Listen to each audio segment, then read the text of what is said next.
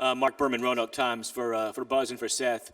Obviously, when Zach picked up his fourth foul and went to the bench, they scored 11 straight points while he was on the bench and took control there. How much of that was just not Zach not being out there, and how much was that just the deeper team? They started wearing it down, and the depth situation kind of kicked in there, and that was a big factor in the second half. We struggle with foul trouble for anybody. Whether it was this game or any other game. Their length, their athleticism, their second shots, our turnover rate, not being able to maneuver guys because of foul trouble obviously plays into it. They're a really good team, and so it's all of those things combined. Yeah, just to piggyback off of that, when Zach got his fourth foul, I mean, even with Zach, they're really a great team. I just think that we didn't handle business on the defensive glass, and that was a big separation tonight. In the front on the left. Coach Asher Rahman, WCTV. The size differential seemed to be very present there the second half of the first half, and there's when really FSU kind of changed the game plan. Your thoughts on the size differential playing such a big part, especially in the rebounding game? Yeah, 20% of our losses this year have come to Florida State, and I would have to think through all of the losses. But when teams get that many more shots than we do, it's typically because we're struggling to get a rebound to finish the possession defensively. And we're going to play 6-6 and under. That's the team that we have, and we've done all right. But, yeah, if the team shoots as many more field goals as we do, it's a struggle for us. You're in the front row on the right. Aaron McFarling with the Roanoke Times. Buzz, it's been 10 years since a team has left the ACC tournament pretty much knowing they're in the NCAA tournament. Just say it again now. It's been 10 years in Blacksburg since a Virginia Tech team has gone home from the ACC tournament. I got you. With the fate that they're going to get this year. How much different does that make bowing out of a tournament than maybe even say last year when you knew maybe NIT? And Seth, curious as a player, just what it's like knowing that you have very significant games still ahead of you. We're thankful to still be playing. I mean this in the right tone of voice. I can't speak on the last 10 years or 11 years because we haven't been here. And that's not to be disrespectful to those that were in these chairs. We're grateful for the chairs that we sit in. We're thankful to still be playing. Back-to-back nights, I think we managed it as best we could.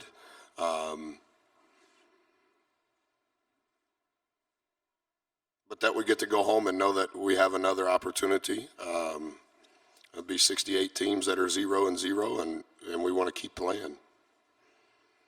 Back row on the left, on the right, excuse me.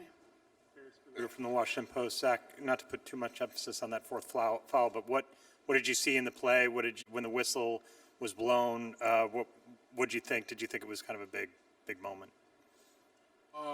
I was just trying to get around in the post. I had my hands straight up. The ref made a call. He must have seen something. I'm not sure, but I can't put myself in those situations because that's not helping my team. And I just got to just be smarter than that, just try to get myself out of those situations and just keep playing hard. Seth, you want to answer Aaron's question? What was the question again? I don't know. How much different does it feel this year going home to such a significant future as opposed to last year when, it's an NIT and maybe not quite as big a deal? Oh, yeah, that's a good question. Like Coach said, we're grateful to be able to play. I think because we took care of business in the non-conference and preseason and in the conference, it gave us the opportunity to still be playing. And, I mean, it's a blessing. We're going to be grateful for it. We're going to treat it the right way, and we're going to prepare as best as we can for postseason or wherever God lets us play. Over here on the right.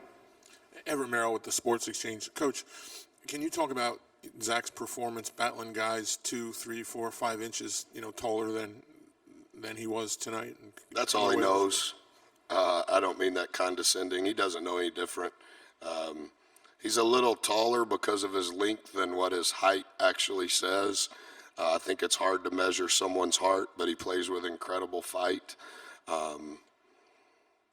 for him to do what he's done here over the last 2 games obviously allowed us to still be here today. And not to say that it's not about Zach, but I think per position, pretty much we're always shorter.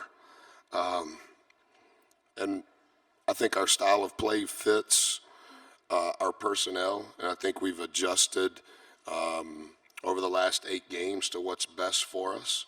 And I think it's a more narrow lane than what we were accustomed to prior to that. But I think it speaks to our staff and the work that they've done to make those adjustments and the willingness to the kids to be able to try to execute that. We had a turnover rate of 21%, so 20% of the time we gave them the ball. They got 18 offensive rebounds, which led to 13 more field goal attempts than us. And we got beat by 6 by the 16th ranked team in the country,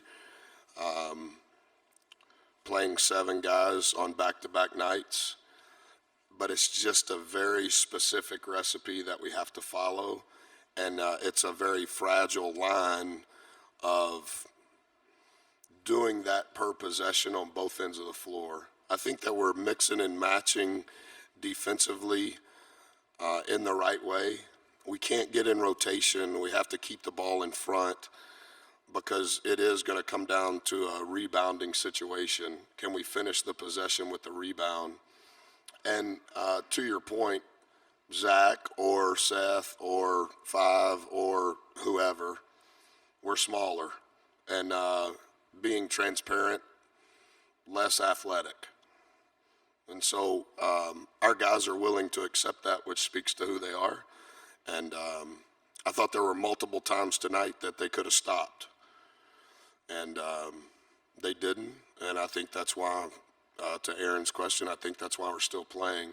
And not to expand on what Seth said, but in the right sort of way, I think our guys have felt as though they've been playing postseason since Valentine's because they understood what was at stake. And I think that it speaks to the toughness of who they are, that they understood that postseason was now. And that's hard to understand. Those are the only 2 seniors on our team. And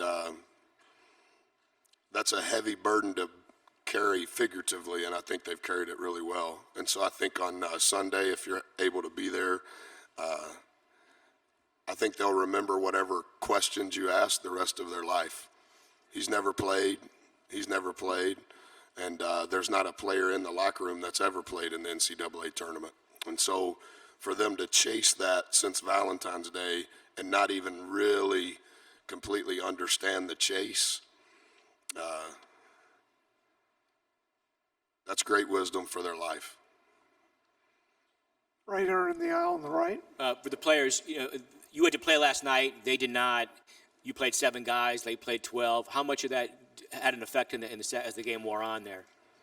I mean, our bodies are fine. I don't think that we were fatigued. I think, like Coach said, we turned the ball over too much. They got 13 or 14 more possessions than us. And, I mean, just mathematically, it's hard to win when they get that many extra possessions. And we still only lost by 6. So, I mean, that just shows the fight with our 7 guys in our locker room and our program, our coaching staff, that we ain't never going to give up, no matter how bad we play or how we play. But when we tighten things up, we're a really good team to watch.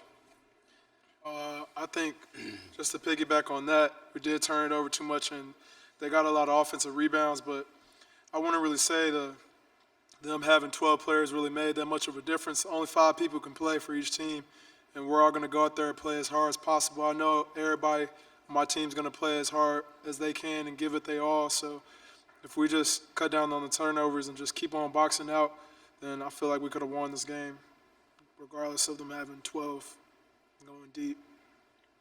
One last question over here on the right. David Glenn from the David Glenn Show and ACCSports.com. Zach, Coach mentioned you deal with a height disadvantage a lot. Is this maybe the most extreme example that you've experienced in your whole basketball life? Because you're regarded by 6'9", 6'10", 7'1", and 7'4", and that just sounds about as extreme as it could get. To be honest, I don't really look at the height. I just feel like if I play hard, then I'll be able to help my team win no matter how tall I am or how tall another person is. So I know I can just do what I can control. I can't control how tall I am. I can't control how tall they are. So I just need to just keep on playing hard and boxing out and keeping those big guys off the glass, and that'll help our team. He did pretty good to have 22 and 9, and those guys he played against last night, 31 and 15. That guy, you won't cover that guy again. He'll be one of those ACC Hall of Fame guys in 10 years. So that's 43 points and 24 rebounds, and he played 64 minutes. So per minute played, if you add all of those guys up, he probably held his own. Coach, just one last one right here, right on the. For Seth or Buzz, you guys had 7 3-pointers in the first half. I don't think you had another one until the last minute of the game. Did their defense do certain things to make it tougher looks for you from 3-point in the second half? I think their defensive philosophy is pretty much the same. I think that's the first time they've played zone in the last month and a half. I thought we did well in the first half attacking the way we need to. Free throw attempts was pretty good. Some of those threes down the stretch were quick on purpose. Some of those threes were without a paint touch based on time, score, and momentum. You're right.